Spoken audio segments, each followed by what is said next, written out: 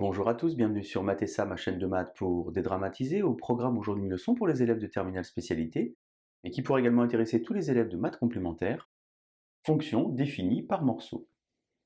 Nous sommes bien évidemment dans le chapitre de terminale spécialité qui traite de continuité. Je vous insère comme d'habitude le lien vers la playlist du chapitre, afin que vous puissiez vérifier vos acquis et vos connaissances. Savez-vous par exemple faire la différence entre continuité locale et continuité globale, c'est-à-dire en un point ou bien sur un intervalle? Savez-vous surtout ce qu'est une fonction définie par morceau? On a donc la donnée aujourd'hui, un énoncé relativement simple. La donnée donc d'une fonction f qui est définie à l'aide de trois expressions en fonction de différents intervalles. L'idée est donc de déterminer, de trouver par le calcul les valeurs des deux nombres a et b qui vont faire que la fonction f va être continue. Attention sur l'intervalle 1,6, puisque je vous rappelle qu'en classe de terminale spécialité, on étudie la continuité que sur un intervalle. Si vous vous sentez suffisamment à l'aise, eh bien je vous propose comme d'habitude de mettre la vidéo en pause.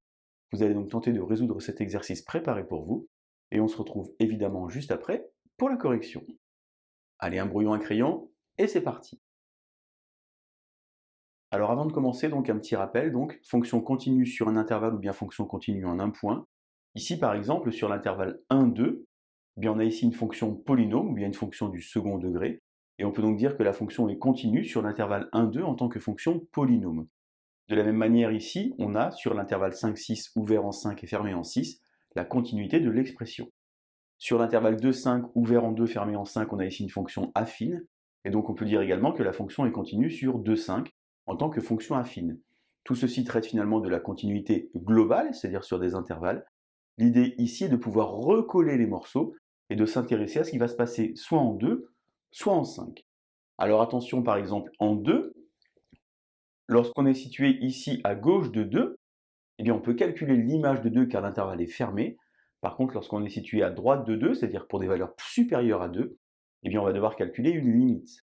Ici donc, à gauche de 2, on a donc f de 2, qui vaut donc 2 au carré plus 1, ce qui fait donc 5. Et à droite de 2, donc quand x est plus grand que 2, eh bien on va donc calculer la limite lorsque x tend vers 2, et donc on va avoir 2a plus b. Puisqu'on souhaite que la fonction soit continue sur l'intervalle 1,6, en particulier en 2, eh bien il faut que ces deux choses-là soient les mêmes.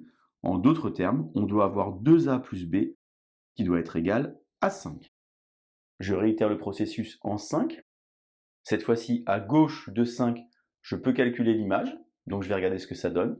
Je vais donc avoir f de 5 égale 5a plus b, et à droite de 5, lorsque x est supérieur à 5, on dit aussi parfois lorsque x tend vers 5 plus, et bien ici on va donc calculer la limite, et on aura donc ici moins 25 plus 21, c'est-à-dire moins 4. Par continuité, comme tout à l'heure, eh bien on va avoir que 5a plus b va être égal à moins 4. On a ainsi deux équations avec deux inconnus. Il faut donc résoudre un système.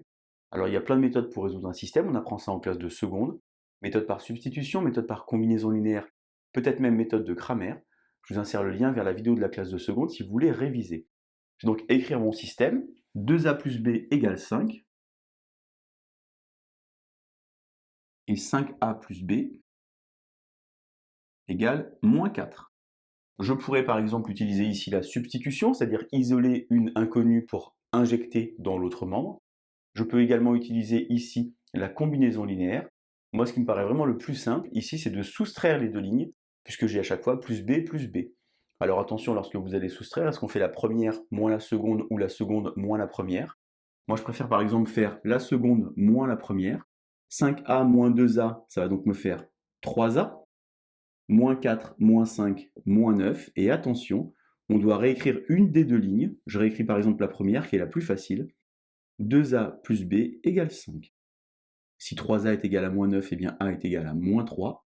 Ici, je vais donc avoir b égale 5 moins 2 fois moins 3. J'obtiens donc a égale à moins 3 et b égale à 11. Attention, assez souvent les élèves négligent ceci. Il faut maintenant conclure et donner la réponse sous la bonne forme en remplaçant l'expression ax plus b qui est ici par moins 3x plus 11. J'ai donc réussi à déterminer la valeur de a et la valeur de b pour que la fonction f, dont l'expression est donnée ici, soit continue sur 1,6. La vraie question, c'est est-ce que oui ou non j'ai la bonne réponse? Eh bien, on va pouvoir vérifier ça avec la calculatrice. Je vous insère sur le haut d'image une petite incrustation, et c'est parti. On va donc tenter de construire la représentation graphique de cette fonction. Pour cela, on va donc dans f de x, et on est bien embêté car ici, on doit avoir trois conditions. Alors, il existe sur votre calculatrice quelque chose qui s'appelle par morceau. Je vous l'ai indiqué ici. On appuie donc sur Math. On descend sur le déroulant jusqu'à la ligne B. Vous pourriez très bien monter si vous êtes un petit peu feignant. Et on sélectionne par morceau. On a donc ici trois morceaux. Une fois qu'on a sélectionné trois morceaux, on appuie sur OK et vous remarquez donc qu'il y a cette accolade qui apparaît. Première expression donc, x au carré plus 1. Et une fois qu'on a fait ça, on saute la virgule et il faut alors dire que x est compris, comme je l'ai indiqué là-bas, entre 1 et 2, fermé en 1 et fermé en 2. On va donc d'abord mettre la valeur de 1. Et une fois qu'on a fait ça, on va donc faire seconde maths et aller chercher ici tout à droite les conditions. Et lorsque vous descendez ici sur le déroulé, et vous voyez que le raccourci numéro 5 vous donne x compris entre une valeur et une autre valeur. Une fois que j'ai fait ça, je mets donc ma petite valeur de 2 et je saute en descendant ensuite sur la seconde ligne. J'ai maintenant moins 3x plus 11. Attention, c'est le petit moins devant le 3.